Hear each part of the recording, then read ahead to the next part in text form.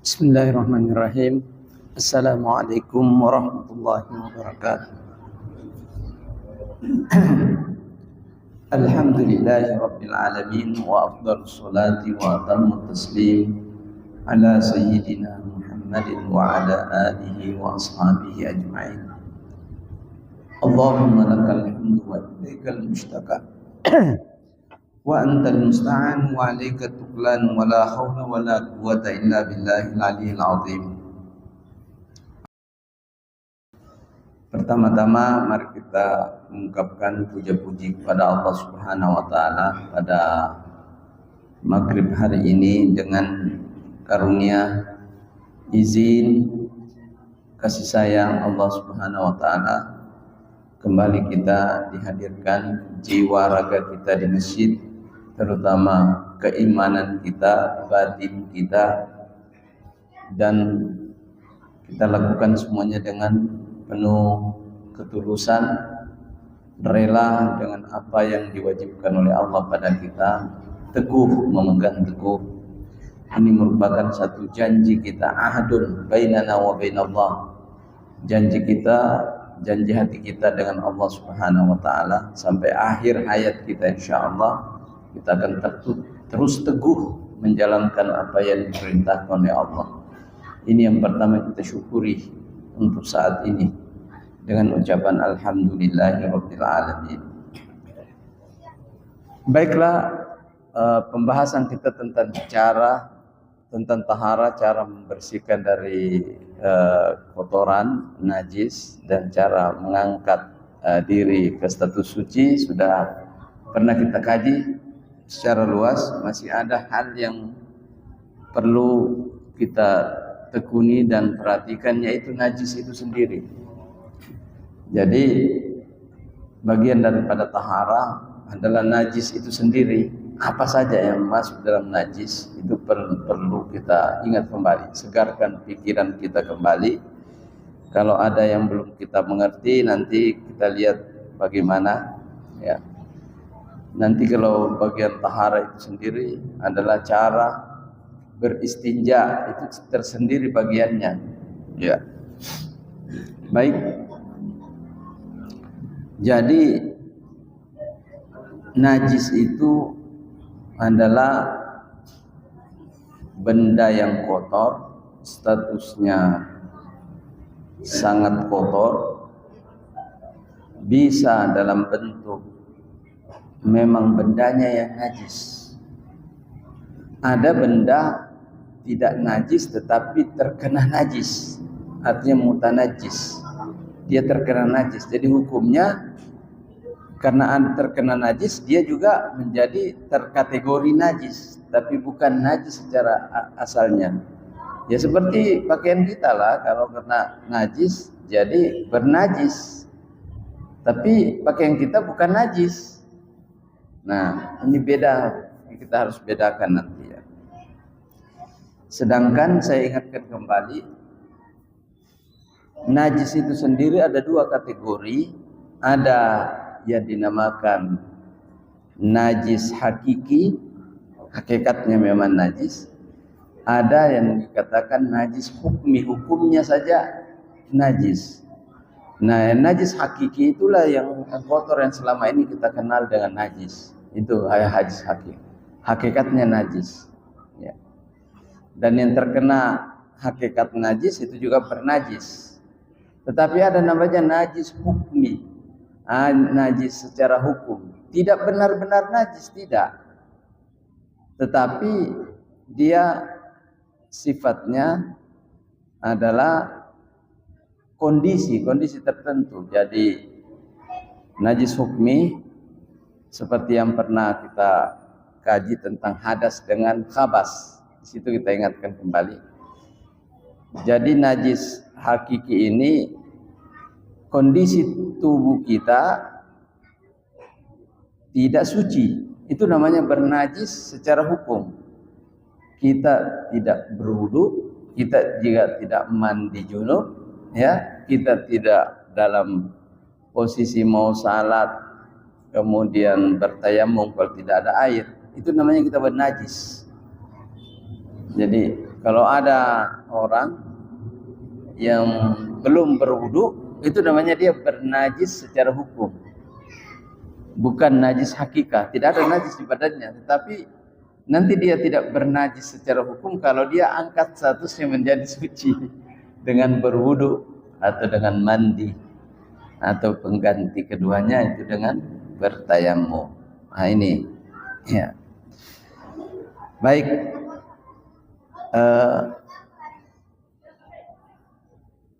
jadi kalau orang haid itu dia bernajis secara hukum. Ada juga najis hakikahnya,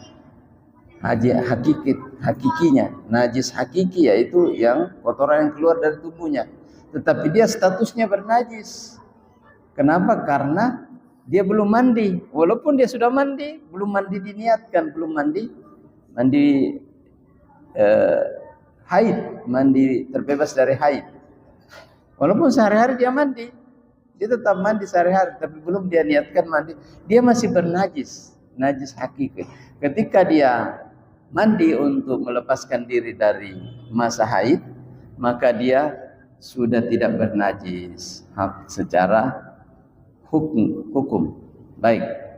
Nah, yang paling penting bagaimana kita menghilangkan najis ya dari as-saubu wal badanu wal makan, dari baju, badan dan tempat sholat kita ya.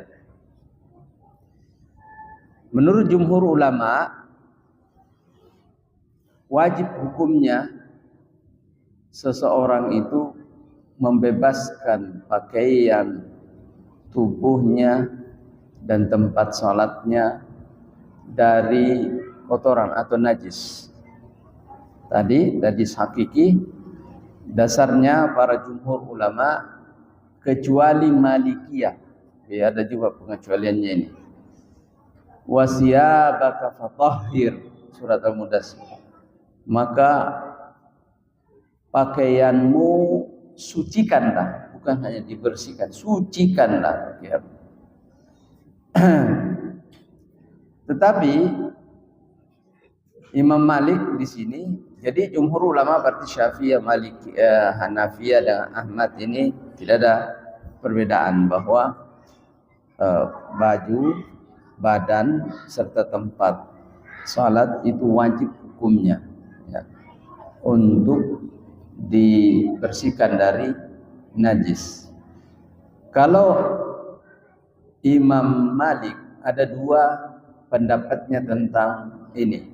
Pertama adalah ada yang dikatakan wajib, ada yang dikatakan sunnah. Kalau jumhur ulama tadi hanya mengatakan wajib saja, ini sunnah. Wa dzalika halatut tazakkuri wal qudrati wat tamakkuni wal mu'tamadil masyhur huwa sunniyat. Jadi kalau diingat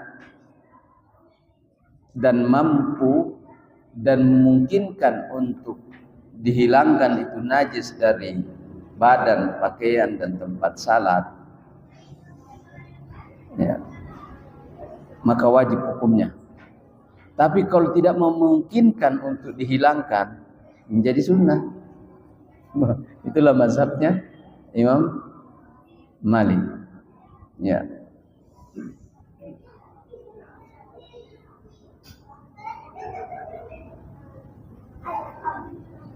Tetapi kalau tidak mampu dihilangkan atau tidak diingat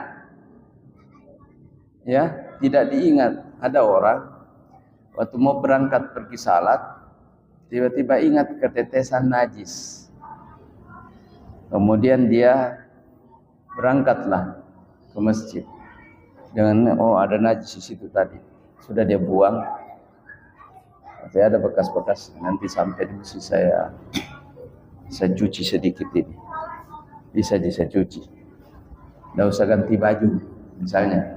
Ketika dia berangkat ke masjid, entah itu apa, azankah yang membuat dia lupa tiba-tiba, atau kamatkah, atau mungkin ada ribut-ribut di situ, Tiba-tiba dia lupa tadi ini urusan. Ya. Kemudian langsung lari dia pergi salat. Nah, inilah yang dimaksudin tadi. Tidak mampu, tidak dia ingat lagi. Itu bukan berarti masalah, tapi dimaafkan yang seperti itu. Ada orang juga sementara jalan tiba-tiba ketetesan celana dalamnya, satu tetes. Wah, ada di celana dalam ke bawah ini. Dia nanti saya ganti sebelum ini. Pergilah ke kantor dia. Setelah sampai di kantor, waktu azan zuhur dia sudah lupa. Kalau tadi ketetesan. Nah, itu yang hal-hal seperti itu dimaafkan. Nah, untuk ada pendapatnya Imam Malik ini. Kalau jumhur ulama yang kita mau pegang tadi, wah, harus diulang itu salat itu semua. Ya. Tapi ada namanya al-wujub was sunniyah dalam mazhab Imam Malik. Watundabul i'adatu linnasi. Orang yang lupa tadi itu sunnah hukumnya, bukan wajib. Sunnah hukumnya mengulanginya. Kalau dia ingat. Ya, maksudnya setelah salat dipikir-pikir, ternyata tadi ketetesan atau masih ada ini. Bagaimana status hukumnya? Kalau jumhur ulama tadi harus wajib hukumnya dia ulang. Ya, tadi karena persoalan lupa bisa dimaafkan juga. Ya, karena ada hadis Nabi mengatakan innallaha yarfa'u an ummati al-khata'a wan nisyana wa mastukriha alaihi. Sungguhnya Allah mengangkat dosa dan kesalahan pada umatku apa yang dia lupakan atau salah mengerjakan. Salah itu artinya tidak ada petunjuk sebelumnya. Bagaimana ini caranya ini? Ya, piti-piti kata orang Makassar. Ya, langsung dia kerja tapi tidak ada petunjuknya karena dia tidak tahu. Nah, itu juga tidak ada dosanya. Atau dipaksa dengan ancaman senjata, itu diangkat kesalahan. Nah, ini untuk khusus yang lupa tadi, ini lupa tapi sudah salat masih ada waktu. Dia ingat. Nah, menurut pendapat Imam Malik ini sunnah saja hukumnya itu diulang. Lebih baik dia ulang. Karena kalau tidak mau ulang juga nggak apa-apa.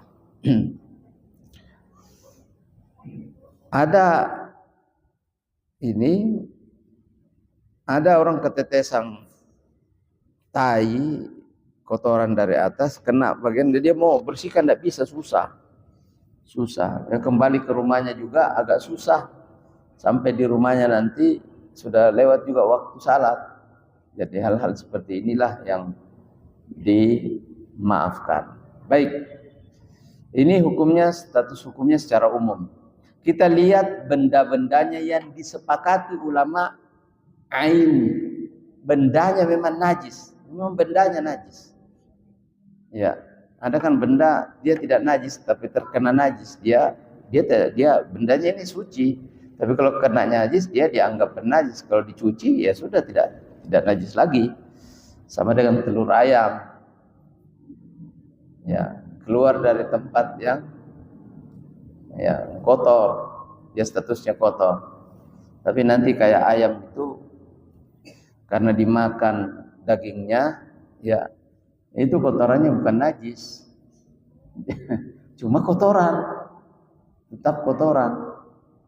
Jadi ada orang yang terlalu hati-hati sampai telur ayam sampai dicuci sebersih-bersihnya. Ya, sebenarnya dia cuma itu kotoran. Makanya peternak ayam itu kalau masih ada kotoran-kotoran sedikit dia pakai salad misalnya, ya enggak apa-apa. Sah saladnya, cuma dia kotor. Ya.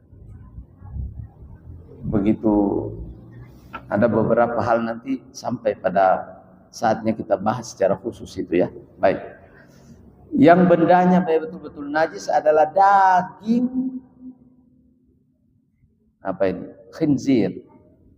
Daging babi, ya. Daging babi, dagingnya disebut di dalam Al-Qur'an. Innamal khamru wal maisiru, bukan apa namanya? hurrimat alaikumul maitatu waddam wa lahmal khinzir, diharamkan bagi kamu bangkai, darah, dan daging babi. Ketika menyebut daging babi, ulama itu mengamati, kenapa tidak dikatakan babi aja? Kenapa kata-kata daging? Berarti yang bukan daging ada penjelasannya, harus dicari. Ini tugas para ulama. Tugasnya para ulama, bukan tugas tak. Ya. Ketika menyebut daging, ada konsekuensi hukumnya. Nah, bagaimana? Dikatakan di sini lahma wa in kana dzabban syar'iyyan. Karena itu dinaskahkan daging, maka sepakat ulama bahwa dagingnya itu pastilah najis aib. Nah, sekarang fayakunu lahmuhu wa jami'u ajza'i min syar'in wa atma jildu wal madbuqun najisan. Ya.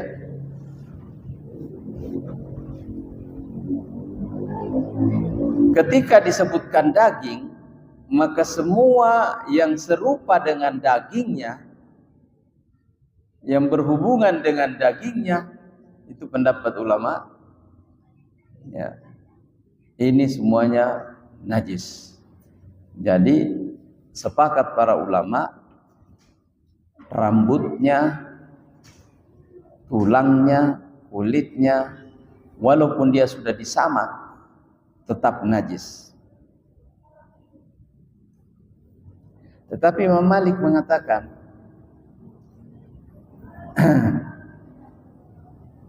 kalau masih hidup babi itu tidak bisa dikatakan daging babi, iya kan?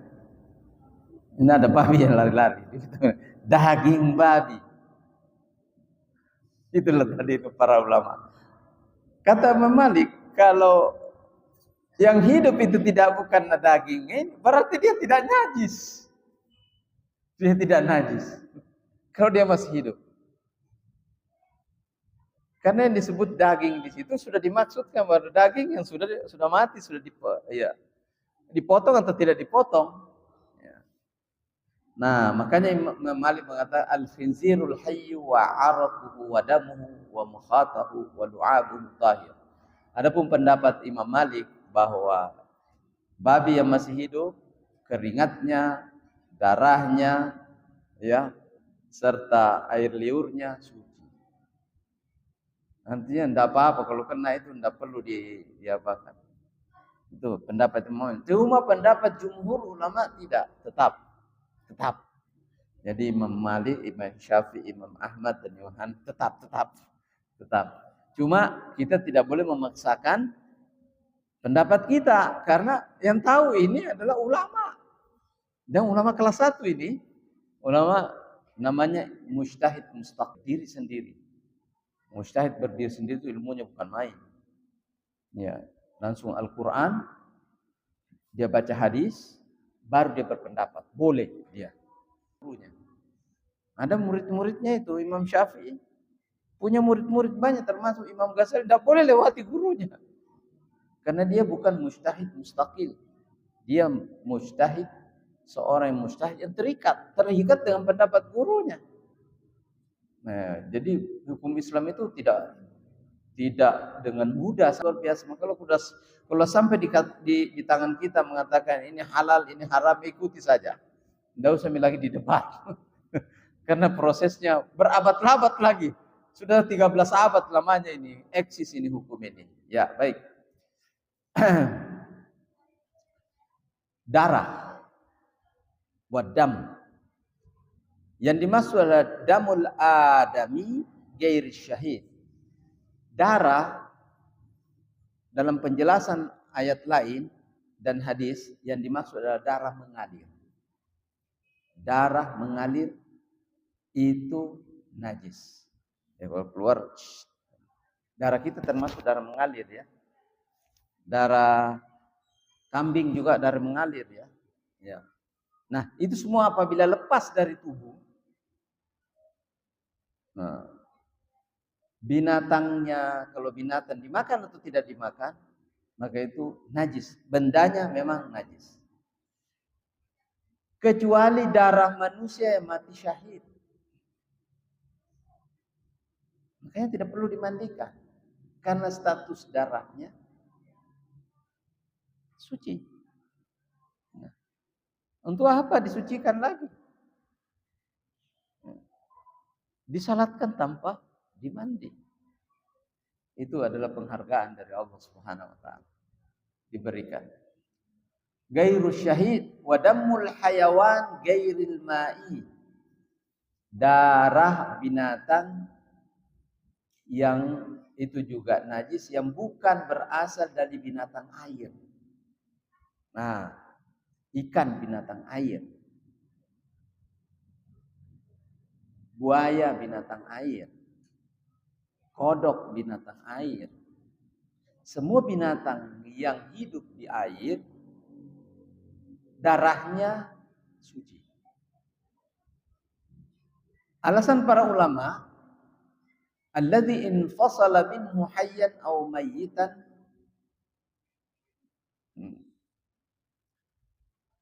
idza kana masfuhan jariyan katsiran fayakhruju damu syahid. Di sini ada penjelasan, tadi saya baca ya, bahwa tandanya bahwa dia itu tidak najis adalah kalau dia berdarah di air, tidak membuat air itu menjadi najis. Ikan apabila berdarah di air, maka air ya tempatnya ini tidak menjadi najis kan? Tidak. Ikannya berdarah di sumur? Tidak. Begitu juga buaya? Tidak. Itu tandanya. Tapi kalau ada binatang darat, misalnya ada kambing yang jatuh, kemudian kambingnya tidak bisa, akhirnya dipotong di bawah di situ, di sumur, ya dipotong di sumur, misalnya, kemudian darahnya mengalir, itu membuat yang di bawah itu najis. Nah, di situ penjelasan para ulama. Jadi, ketika ikan itu, ikan besar kan berdarah juga, ikan besar juga berdarah. Nah, jumhur ulama mengatakan bahwa itu darahnya walaupun mengalir, ikan yang besar kayak ikan paus atau mengalir, bahwa itu tidak najis. Tetapi Imam Syafi'i mengatakan kalau banyak tetap najis. Imam Syafi'i sendiri dan diikuti juga Imam Ahmad. Dia bilang tidak sepakat kata saya kalau banyak darahnya, kalau banyak biar ikan paus, kalau banyak darahnya dan sudah lepas di tubuhnya tetap najis. Nah, itu pendapatnya para ulama. Ya, kita tidak ikut-ikut di dalam perdebatan mereka, tetapi kita ikut dengan hukum yang kita yakini saja ya. Ya. Kan tidak pernah jadi lihat darah ikan paus toh, enggak itu? Ya, kan ikan bolu ji, enggak apa-apa ji ikan bolu. Ya. Fayakhruju damu syahid madama alaihi wa damu samaki wa damul kibdi wa tihali wal qalb. Jadi darah yang dimasuk ada darah mengalir tidak termasuk darahnya orang mati syahid, tidak termasuk darah ikan, darah limpah, darah jantung dan darah hati. Semua itu. Ya. Jadi jantung itu adalah bagian daripada darah yang beku. Tihal, limpah itu juga darah yang beku. Dan hati itu juga darah yang beku. Makanya boleh dimakan itu. Ya. Wa ma yabqa fi uruqil hayawani ba'da dzabhi ma lam yasil wa damul kumali wal burqus wal baqwan kasura inda al-Hanafiyah. Ya. Kemudian setelah dipotong binatang itu masih ada darah yang melengket di tubuhnya. Ya, kalau kita potong terutama yang suka makan leher itu dimasak lehernya pasti ada darahnya tinggal di situ ya. Nah, darah mengalir kan? Tapi masih ada lengket, tidak mengalir nih, lengket mami. Nah, itu tidak apa-apa karena sudah tidak mengalir. Ya. Malah Aisyah radhiyallahu taala memasak itu ada darahnya, busa-busanya aja dibuang. Ya, sudah dimakan. Tidak apa-apa. Seperti itu. Jadi kalau ada yang mengatakan pokoknya darah haram hukumnya, nah itu susah lah kalau gitu daging. Memasak daging pasti ikut darahnya. Nah, tidak termasuk itu. Dam al-masfu. Kemudian damul kummal, darah binatang yang tidak mengalir darahnya. Ya. Itu tidak, yang mana termasuk ya darah kutu. Kutu termasuk itu tidak ini. Karena darah itu sendiri itu. Kutu tidak ada darahnya. Kecoa tidak ada darahnya. Bak. Iya, nyamuk. Nyamuk darah itu. Dia tidak berdarah, tidak ada darahnya nyamuk. Kalau ada itu darah berdarah nyamuk, bukan darah nyamuk, darah. Itu kalau masuk di makanan, diminum, ini kan mati masuk di makanan, itu tidak membuat makanan itu najis. Makanya yang dibuktikan dengan hadis Nabi Iza, kalau ada lalat masuk ke minuman kalian jangan dibuang, dicelupkan saja turun baru diangkat baru diminum. Ya, tentangan keimanan itu. Ya, tentangan keimanan. Apalagi kalau lihat ini anunya, lalatnya lalat hijau. Ya, kemudian masuk di kopi, ya bismillahirrahmanirrahim. Menurut Nabi begini, sak tantangan keimanan, minum bismillahirrahmanirrahim bagaikan minum obat. Tetap minum, telan. Kenapa? Yakin. Ya, jangan takut karena yang ditakutkan itu hanya penyakitnya. Ya, salah satu dari sayapnya membawa obatnya, jadi harus dicelup masuk supaya hilang, supaya netral kembali. Adapun dia mati menjadi bangkai atau ada darahnya, tidak apa-apa karena termasuk diantara binatang yang tidak berdarah. Dan kalau ada darahnya, tidak darah mengalir ya, pasti ada darahnya itu binatang, biar sedikit, tapi tidak darah mengalir, dimaafkan. Termasuk kecoa sendiri. Kecoa kalau masuk di dia, ya yang ditakutkan kecoa itu karena dia habis dari tempat kotoran, dia bawa penyakit, sedangkan dia tidak punya obat. Dia tidak ada obatnya. Kalau lalat ada obatnya, ada senjatanya, dia bikin obat dia. Ya, ada penelitian tentang lalat itu perang dunia pertama, ini guru saya yang cerita dulu. Perang dunia pertama itu saking banyaknya orang luka di medan pertempuran sehingga obat-obatan tidak bisa sampai lagi kepada prajurit-prajurit itu untuk diobati, tidak bisa sampai, hanya setengahnya saja. Ya. Yang di barak-barak tertentu itu diobati dengan baik luka-luka itu. Nah, yang jauh-jauh kasihan tidak kena obat, itu dikerumuni lalat. Ternyata hasil penelitian jauh lebih banyak yang sembuh yang dikerumuni lalat daripada itu yang dirawat sampai itu lebih banyak aktif. 50% perbanding itu. Dicatat itu para ulama ini, perang dunia pertama banyak orang diselamatkan oleh lalat. Yang luka-luka. Nah, karena salah satu sayapnya mengandung obat. Ya. Baik. Kita lihat, jadi begitu ya, simpulannya adalah darah mengalir ya, baik itu yang dimakan atau tidak dimakan, apalagi yang tidak dimakan kayak keledai ya, apalagi kalau darah anjing ya lebih hebat lagi anunya haramnya ya, sudah itu. Nah, ini sepakat ulama, nanti ada yang tidak sepakat ulama, ini sepakat ulama semuanya pasti ya, syahid ya, kemudian darah hewan-hewan semuanya yang mengalir kecuali darah binatang yang tidak berdarah mengalir ya, seperti tadi kecoa dan sebagainya.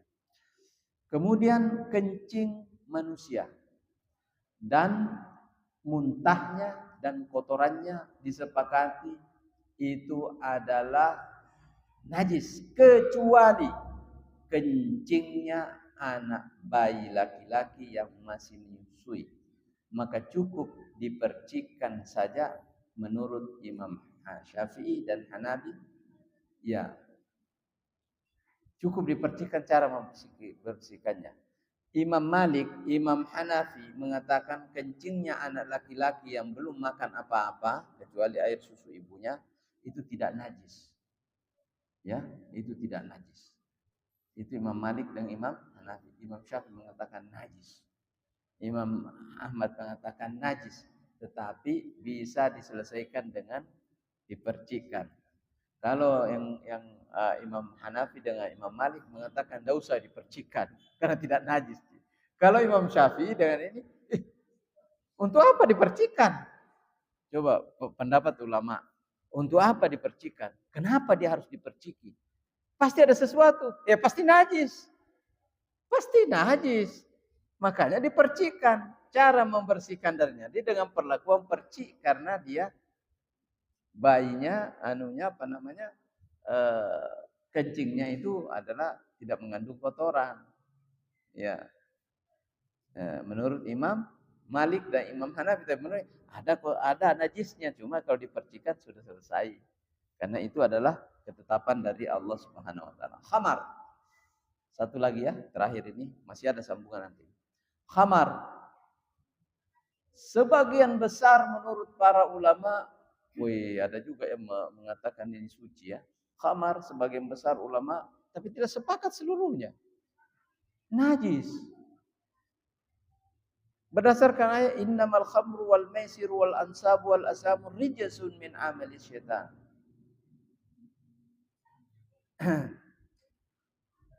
Imam Syafi'i, Imam Malik, Imam Ahmad, Imam Hanafi, ini khamar semuanya adalah najis. Tapi datang ahli hadis, wa ba'dul muhaddisina bi taharatiha. Ada pendapatnya ahli hadis pada zaman itu. Tidak termasuk di antara golongan fuqaha. Mengatakan khamar itu tidak najis. Alasannya adalah kalau bendanya memang najis, maka kalau dijadikan cuka juga tidak bisa dimakan. Ya, ada juga pertimbangannya. Tapi kalau menurut ulama yang tadi, kalau cuka itu sudah bukan khamar, tapi cuka. Ya. Apapun itu perbedaan di kalangan para ulama, ya kita mengerti sajalah. Kita ikuti pendapat jumhur ulama. Karena dalilnya lebih kuat. Innamal khamru wal maisir wal ansab wal azlamu rijsun min amali syaitan fayujtanibuhu. Ya, sudah jelas sekali ya di dalam Al-Quran dan sepakat. Wal khamaru tashlu kullu muskirin ma'iyyin indal jumhur. Yang dimaksud dengan khamar seluruh yang memabukkan, yang mengalir, yaitu adalah khamar. Dan itu juga dipegang oleh Imam Hanafi. Baik, sampai di sini dulu. Masih ada ini. Masih ada sampai 12. Baru ke 5. Kita kasih kesempatan pada jamaah untuk bertanya. Bapak dulu. Duluan angkat tangan. Insyaallah. Coba itu. Kalau masuk itu di informasi di ember.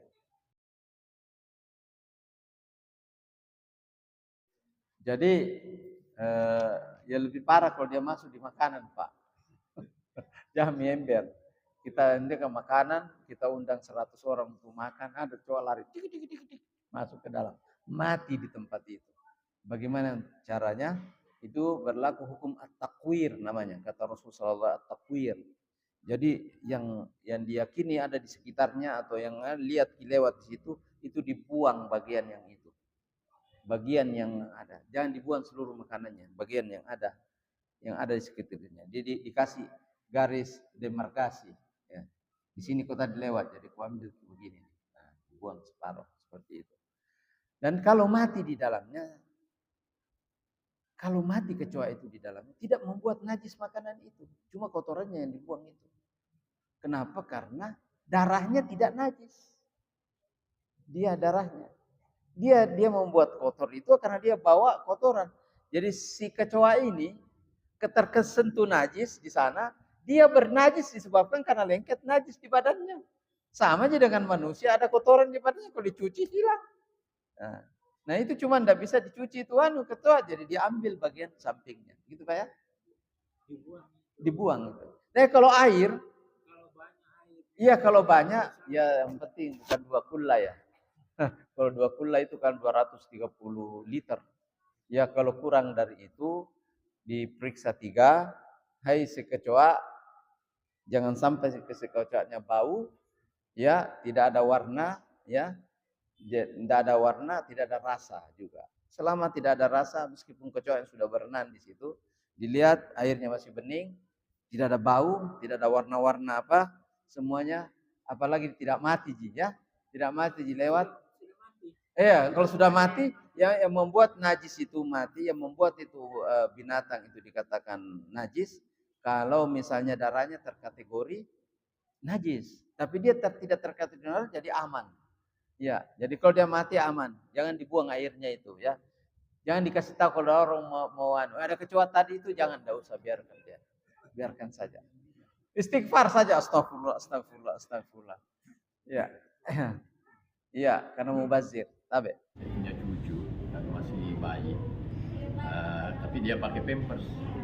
Kadang-kadang kalau sholat di sajadah itu, memang kayaknya ada bau biasa, naik di sajadah duduk.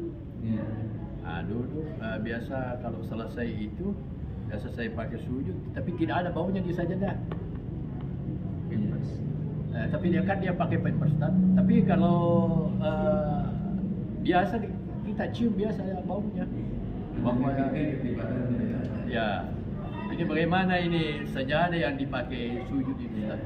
Dia masuk hukum darurat. Darurat itu banyak filosofinya, tapi dia masuk dalam penjelasan adamul ihtiraz, tidak bisa dihindari. Jadi cucu itu tidak bisa dihindari. Kemudian status najisnya itu dia, ya, kalau cucunya sudah lari-lari berarti sudah besar, sudah makan makanannya. Yang dimaksud itu tadi itu adalah yang bisa diperciki, yang dia baru ASI yang dia minum. Tapi kalau sudah masuk di bubur, masuknya apa, itu sudah najis. Nah, kemudian cara membersihkannya itu tadi, ya, tidak ada bau, tidak ada rasa, tidak ada warna. Ketika kita cium di atas sajadah, tidak ada bau, aman. Aman, ya.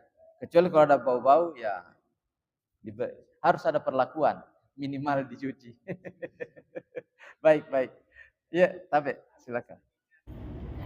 Anak laki-laki dibersihkan dengan percik, ya. Belum disebut anak perempuan. Ya. Apa sama? Ya. Sama, anak perempuan sama. Enggak. Tidak. Beda. Nah, ya itu satu. Kedua,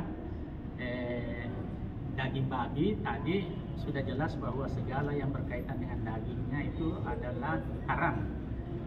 Di medsos itu ada juga Ustaz menjelaskan bahwa buas kalau warna putih itu bulu-bulu babi, malah dilarang pakai. Nah, sekarang kira-kira bagaimana dari segi manfaat dengan faktor haramnya bulu babi? Ini khusus untuk babi ini, ada nanti pendapat para ulama yang tidak sepakat bahwa babi itu seluruhnya najis ain. Ada, nanti kita lihat, nanti kita akan lihat, sehingga ada yang mengatakan bahwa bulunya, ya, tidak termasuk dagingnya. Kan jumhur ulama mengatakan bulunya, kukunya, apa semuanya adalah lengket dengan daging, ya. Jadi hukumnya menyeluruh. Ada yang memisahkan di antara para ulama itu. Nah, itu yang memisahkan itulah yang membolehkan. Iya, yang memisahkan bahwa kalau yang namanya bulunya, ya, kukunya, ya, bahkan kulitnya bukan daging misalnya, dengan argumennya, dengan dalilnya, akhirnya dia harus, mazhabnya harus begitu, bahwa tidak apa-apa. Ya, jumhur ulama mengatakan, haram. Itu aja. Cuma kita karena membahas fikih, maka semua yang timbul itu walaupun pendapat-pendapatnya lemah supaya diletakkan di pikiran kita. Cuma yang kita fatwanya adalah haram. Jumhur ulama mengatakan haram. Kita khususnya di MUI, Sulawesi Selatan. Ya. Iya. Jadi inilah tadi termasuk damul masfuh, ada darah yang tertumpah, ya. Yang dikecualikan tadi yang menggumpal harus terkategori jantung, hati dengan limpa. Itu yang itu dia yang. Kalau dibuat seperti itu tetap haram. Tetap haram.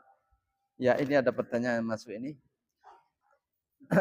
Apakah pen logam yang ditanam dalam tubuh harus diambil kembali saat seseorang sudah meninggal? Apakah ya ini ya sama dengan gigi ini, sama dengan gigi. Ada orang biasa gigi palsu, ya ini ya.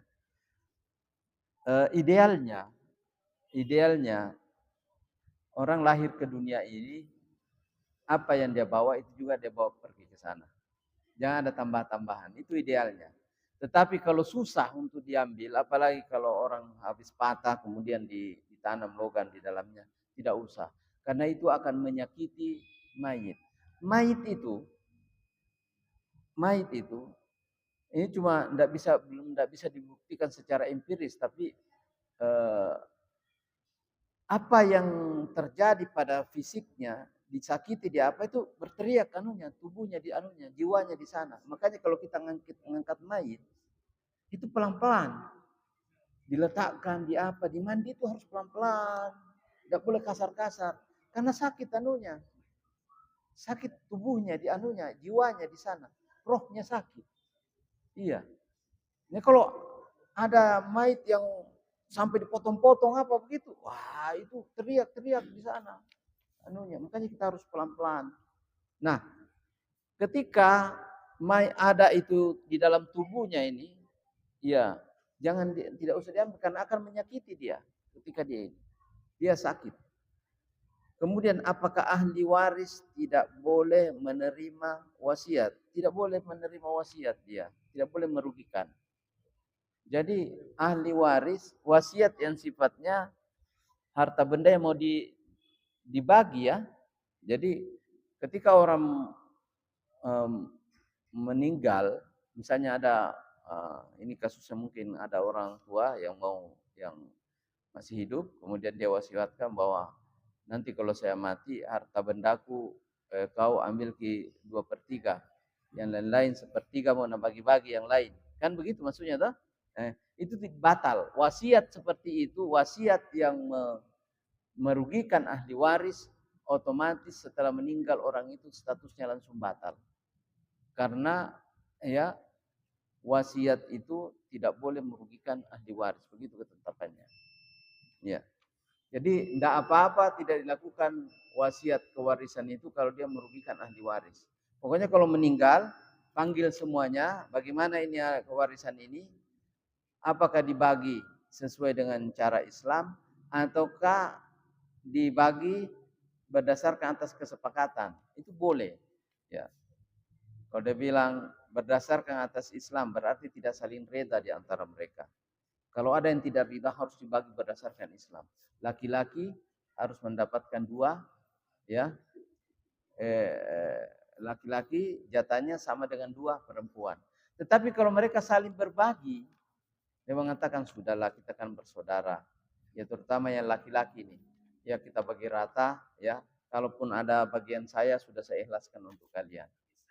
Sudah saling berbagi. Artinya dia sudah bagiannya itu sudah dikasih. Ya, karena dia sudah kasih sudah selesai enggak ada apa-apa. Bisa. Ya.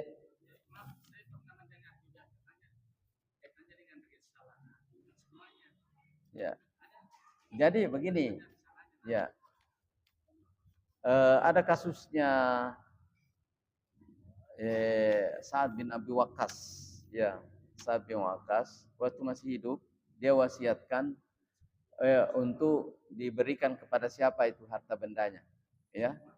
Ya, kepada ininya, tapi dia wasiatkan untuk diberikan. Kemudian itu harus diberikan, tetapi dia wasiatkan itu bukan kepada ahli warisnya, pada orang lain. Bukan diwariskan bilang ini yang sepertiga kasih ke ahli warisnya, ini ahli warisnya Tonji, anaknya Tonji dia kasih, baru setelah itu dia meninggal, itu dapat 2 kali dia dapat wasiat. Dia juga dapat pembagian ahli waris. Nah, Tidak bisa lewat dari sepertiga dari harta itu. Jadi wasulusu kasir, sepertiga itu juga banyak. Jadi Nabi mengatakan kepada Sa'ad bin Abi Waqqas, hendaknya kamu harta bendamu itu untuk ahli warismu nanti. Saya mau bagi-bagi, wasiatkan saja untuk dibagi-bagi. Jangan sampai sepertiga, dan sepertiga itu sudah banyak. Dan akhirnya sepertiga jadi keseluruhan. 2/3 tetap disimpan. Ketika beliau wafat, maka yang itu semuanya dibagi kepada ahli warisnya. Jadi yang ingin mewasiatkan harta bendanya jangan lebih daripada sepertiga harta bendanya, karena anak-anak kita dengan dengan orang-orang yang kita warisi itu punya hak untuk mendapatkannya. Baik. Betul sekali, Pak. Jadi perdamaian itu tadi kembalinya adalah saling memberi, saling mengikhlaskan. Ya, jadi tidak. Jadi hukum faraid ini harus diberlakukan apabila ada yang kurang ikhlas. Kurang ikhlas. Saya kerja capek bantu orang tua, kau duduk-duduk ya, kau enak dulu disekolahkan apa ini, masa kau yang ambil? Sudah bagi faraid itu. Ambilkan faraid baru bagi. Jangan lagi membantah Allah yang kau bantah kalau setelah itu. Ya. Iya. Itu tadi sudah terjawab sebenarnya ya. Sudah ada tadi dalam kasus itu. Jadi ada dua tadi hal yang sangat penting. Membawa barang haram ke dalam sholat. Itu kan ada dua itu. Perbuatan membawa ke dalam salat sesuatu yang sudah diyakini bahwa ini adalah haram, itu sudah salah sendiri. Tidak boleh. Kalau kita sudah tahu bahwa ini adalah ini adalah barang yang haram, jangan dimasuk di dalam salat. Ya, itu satu. Yang kedua, yang melukai salat itu, yang merusak salat itu adalah karena ada najis yang di dalamnya. Nah sekarang, apakah itu betul-betul sudah terbukti bahwa itu najis? Kalau misalnya najis, ya. Kalau memang itu pasti anunya rokok itu, filternya rokok itu sudah pasti dari babi, iya pasti tidak boleh. Sudah pasti berdosa. Cuma persoalan sekarang, orang yang membawa rokok itu tidak semuanya tahu bahwa yang dia bawa itu adalah babi tadi, bagian daripada babi. Ya, kemudian masalah rokok sendiri itu hukum status hukumnya, jumhur ulama mengatakan haram, tapi ada juga yang tidak mengharapkan. Persoalannya yang tidak mengharapkan terutama ulama yang merokok. Tidak mungkin, ya kan? Iya, tidak pernah mendapatkan ulama yang tidak merokok mengatakan ya ulama yang benci rokok kemudian diambil pendapat jumhur dia mengatakan boleh, kan tidak. Yang mengatakan boleh itu biasanya dia diam-diam juga merokok. Apalagi sambil baca kitab. Sambil baca kitab ini Sahih Bukhari. Ya. Baik. Ya. Tidak ada ulama yang di sini di tempat lain. Baik. Ada ini, apakah tidak dihukumi riba jika menyimpang uang? Apakah tidak dihukumi riba jika menyimpan uang di bank pemerintah? Ya, begini, ada status hukum darurat. Menyimpan uang di bank dengan makan barangan riba itu dua hal yang berbeda. Ya, kalau menyimpan uang di bank disebabkan karena orang sekarang tidak bisa nyimpan uangnya lagi di bawah bantal, tidak aman, apalagi orangnya pelupa. Ya, jadi ketika orang susah itu maka hukum menyimpan uang di bank menjadi hukum darurat. Bisa. Nah, dulu itu tidak ada bank Islam, belum ada bank Islam. Nah, jadi menjadi darurat untuk menyimpan di bank mana saja supaya aman. Yang diharamkan itu adalah ribahnya itu sendiri. Adalah uang dibisniskan menghasilkan uang. Itu sebenarnya riba. Yang membuat di bank itu adalah uang dipinjam, ya. Setelah itu kemudian hasil peminjaman uang itu menghasilkan uang pada bank. Itu tidak bisa, itu yang menjadi riba. Nah, ketika yang tidak riba itu adalah uang dipinjam di bank, kemudian hasil daripada bisnis ini diberikan persentasenya kepada bank, berarti bukan ini yang menghasilkan uang, tetapi pekerjaannya itu menjadi tidak riba.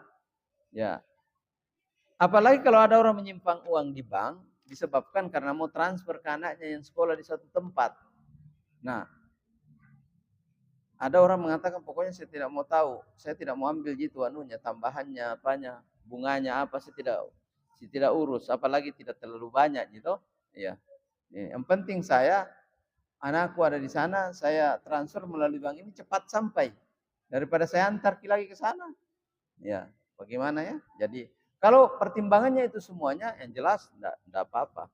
Tapi kalau ada orang mau menyimpan uang di bank, tujuannya supaya deposito, misalnya deposito, tujuannya itulah yang membuat dia haram hukumnya menyimpan untuk keperluan itu. Berdasar dia ikut kepada hukum depositonya sendiri. Ya. Tapi deposito syariah itu lain tata caranya, wadiah namanya, lain lagi ada tata caranya. Jadi di bank itu adalah berdasarkan atas transaksinya. Kalau transaksinya itu rusak, maka itu bisa haram. Tapi kalau transaksinya baik, maka dia akan baik. Ya. Apakah wanita haid harus mengqadha salat? Ya, dia perlu diqadha. Ini adalah kasih sayang kepada Allah Subhanahu wa taala kepada kaum wanita. Bonus. Ya. Kunna na'muru bi qadatis shaumi wala kunna nu'maru bi qadatis shaumi wala nu'maru bi qadatis shalah. Kita diperintahkan untuk mengqadha puasa tetapi tidak diperintahkan untuk mengqadha salat. Jadi salat tidak perlu diqadha untuk wanita yang haid atau nifas karena itu bonus baginya. Nah, kenapa ada salat yang bisa diqadha? Ya, kenapa ada salat dalam mazhab Imam Syafi'i? Karena Imam Syafi'i itu mengatakan begini. Suatu pelaksanaan, suatu kewajiban kepada manusia tidak akan terhapus kecuali kewajiban itu dilakukan. Jadi misalnya kita wajib salat nih, salat maghrib. Kemudian kita terlupakan, lupa.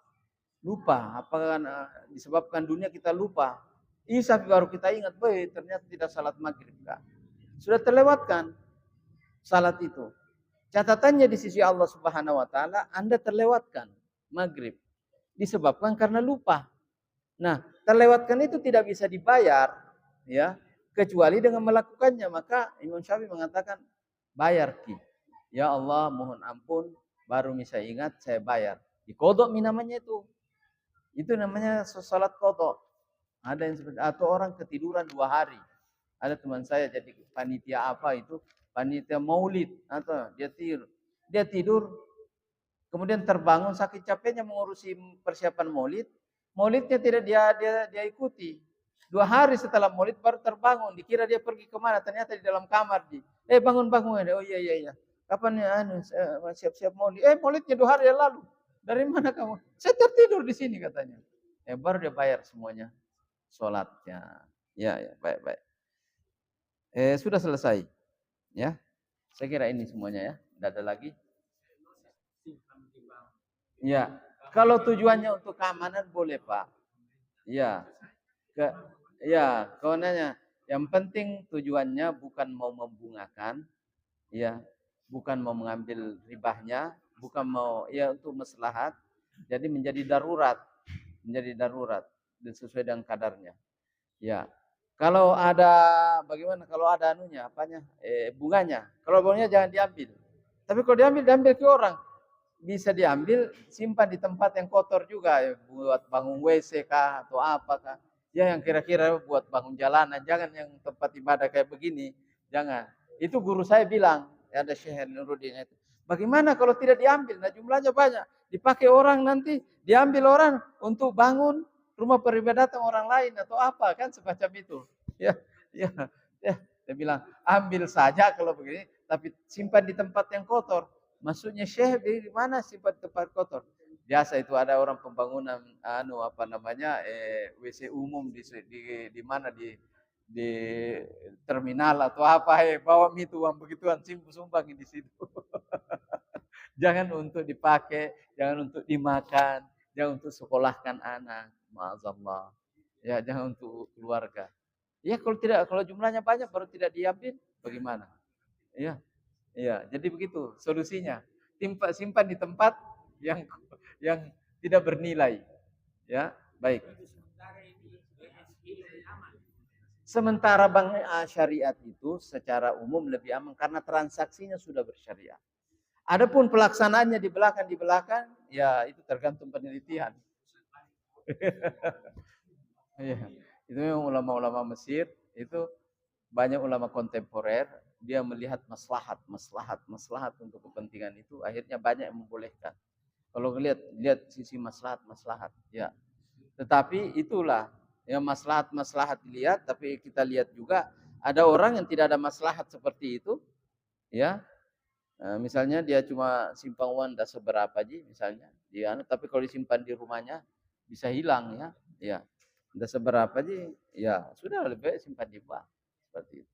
Kemudian saya sampaikan bahwa persoalan bank ini di Maroko yang saya baca di internet itu, di sana tidak ada bank Islam dan tidak ada bank kategori yang bank Islam dan non Islam. Dia cuma bikin dua bank, satu bank tradisional, itulah bank konvensional, dan apa namanya al-bank at-tasyarukiyah, bank solidaritas. Dia bilang itulah sistem Islam dia pakai. Jadi di sana tidak ada lagi yang namanya bank Islam atau non Islam. Yang ada adalah bank tradisional dengan bank solidaritas. Karena sistem perbankan Islam itu solidaritas. Jadi dia pakai seperti itu. Tidak ada kata-kata syariah. Dia tidak ada orang merasa bahwa dia tidak syariah. Bagus juga. Adanallahu wa iyyakum walhamdulillahi rabbil alamin. Allahumma ahsin wukufana baina yadaik warta'anna rabbana zalamna anfusana wa in lam taghfir lana wa tarhamna lanakunanna minal khasirin.